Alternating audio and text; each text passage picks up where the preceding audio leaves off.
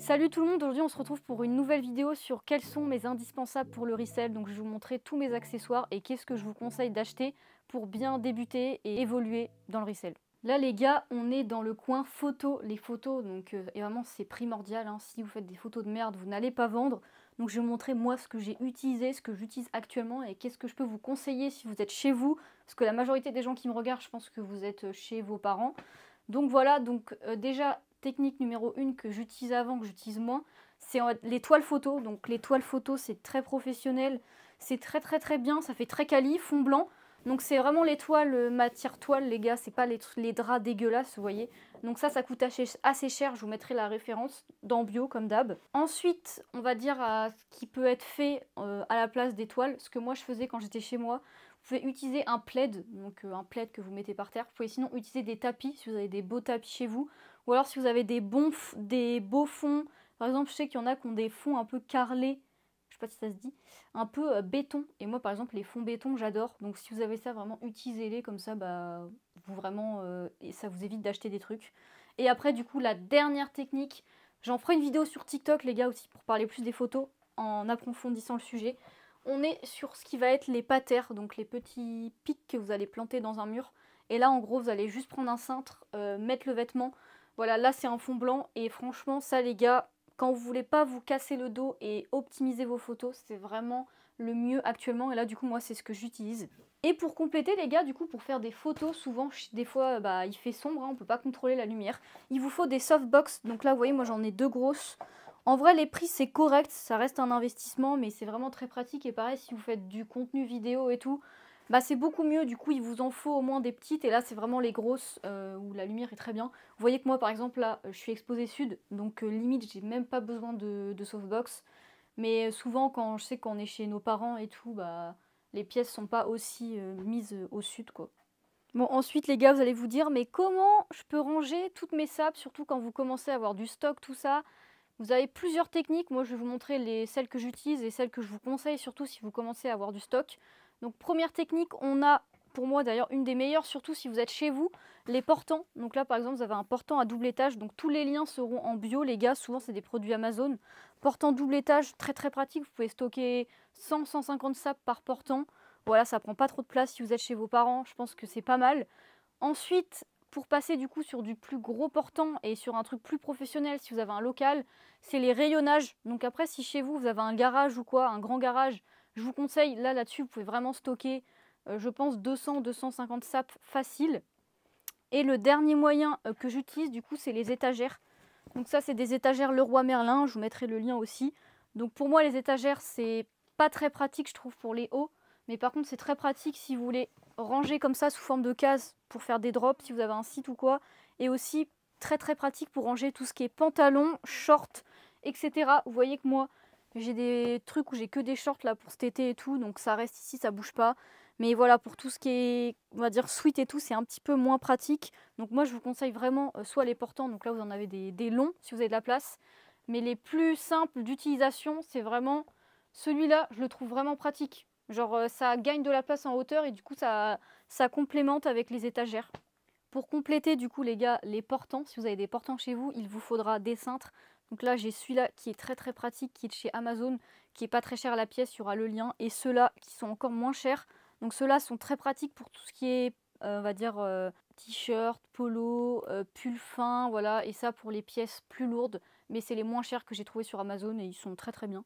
Un indispensable sur tout ce qui est avant la vente, avant de prendre les photos, on est sur tout ce qui va être lavage, repassage. Donc un gros indispensable du coup pour moi dans mon local. Donc ça, c'est pas pour la plupart des gens. Souvent les gens ils vont soit dans les laveries ou soit bah faut que les parents acceptent, mais c'est vrai que ça coûte cher. Donc on est sur une machine à laver. Moi c'est une machine 12 kg.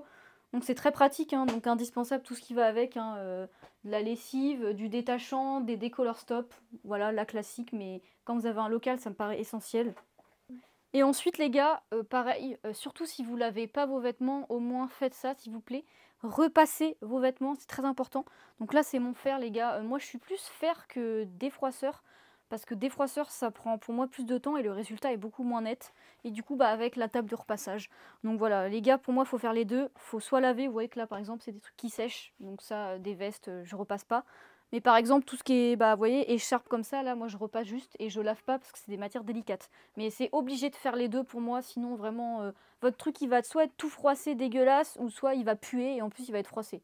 Bon, premier élément très très important pour moi, c'est les emballages, les gars. Vous pouvez pas envoyer vos colis dans des trucs merdeux, on va se le dire. Il faut que vous ayez des emballages quali pour en fidéliser le client. Donc moi, par exemple, j'utilise des emballages FedEx. Alors, il y avait une technique, c'est juste que les emballages sont gratuits pour les personnes qui sont en société ou qui sont en entreprise. Donc, vu que je suis en société, j'ai des emballages gratuits. Malheureusement, encore une fois, les gens en ont abusé. Ce qui fait que bah, moi, je ne reçois plus les emballages. Donc, bah, vous voyez que là, je commence à être un peu à court. Mais c'était très pratique parce qu'ils ont toutes les gammes. Ils en ont des larges, des petites, des moyennes. Donc voilà, moi, j'utilisais ça pour tout ce qui est Vinted, Vogt. Ensuite, au niveau des cartons, je vous mettrai le lien en bio, les gars, de tous les... Bah, par exemple, des cartons, c'est un serveur Discord. Donc là, on est sur des cartons DHL. Vous voyez que j'en ai un petit peu partout dans le local. Donc voilà, carton très pratique, surtout si vous faites du resell de sneakers. Donc voilà, ça sert toujours. Et ça, c'est si vous en prenez en grosse quantité, c'est pas très très cher. Ensuite, les gars, là, je vais vous montrer pas mal d'accessoires qui sont sur ma table d'expédition. Donc qui me servent, on va dire, à utiliser avant l'envoi des articles. Donc déjà tout d'abord, ça peut être fait même avant de prendre des photos. Vous avez tout ce qui va être rasoir anti-bouloche. Donc ça c'est très pratique quand vous avez des bouloches. Voilà, ça marche très bien. Philips, c'est pas très très cher. Ensuite vous avez le rouleau à poussière, je sais pas comment je peux l'appeler.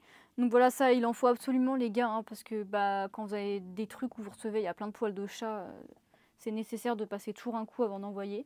Ensuite, vous avez aussi là-bas, surtout si vous lavez pas vos sapes, les gars, la soupline, histoire de cacher un peu la misère de l'odeur. Donc voilà, petite soupline antibactérien, voilà, ça sent bon, ça sent le drap, c'est très sympathique. Ensuite, là, c'est vraiment un accessoire si vous voulez vraiment faire les choses bien. Donc c'est un plieur. Donc plieur, vous envoyez peut-être pas souvent. Mais en gros, c'est un truc qui vous permet de plier ultra correctement les t-shirts, les sweats, tout ça, pour qu'ils rentrent correctement dans vos emballages. Donc là, c'est vraiment si vous voulez vraiment que votre emballage soit pro au maximum. Ensuite, les gars, là, on va passer sur un de mes plus gros indispensables actuellement. C'est mon imprimante thermique Munbean. Donc voilà, vous avez des petites feuilles autocollantes. En gros, vous décollez, vous collez sur le colis. C'est vraiment très très très simple. Et pour ceux qui n'ont pas d'imprimante thermique, j'ai un autre moyen pour vous qui est plutôt pas mal aussi. C'est d'utiliser du coup ce genre de porte-documents. Donc c'est des porte-documents en fait que vous collez sur le colis et vous pouvez mettre vos feuilles du coup Mondial Relais que vous imprimez avec des imprimantes classiques et ça fait tout autant l'affaire. Moi je trouve juste que les imprimantes thermiques c'est plus simple pour moi au niveau du site et tout. Mais c'est vrai que je pourrais aussi utiliser des imprimantes classiques.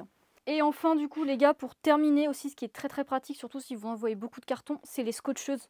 Donc voilà, scotcheuse, je pense que vous voyez ce que c'est. Voilà, tu prends, ça scotche tout seul. Et après, quand t'enlèves, bah, tu fais ça et ça se décolle. T'as pas besoin de... Il y en a, ils arrachent avec les dents et tout. Ils sont obligés de prendre des ciseaux. Donc c'est quand même beaucoup plus propre. Bon voilà les gars, du coup, je vous ai montré tous mes indispensables pour le resell. Voilà, donc n'hésitez pas à regarder les liens. S'il y a des choses qui vous intéressent, je vous recommande vraiment d'utiliser la plupart de ce que je mets. Et puis voilà les gars, n'hésitez pas à dire si la vidéo vous a plu. Abonnez-vous, lâchez un petit like et on se retrouve la semaine prochaine pour une nouvelle vidéo.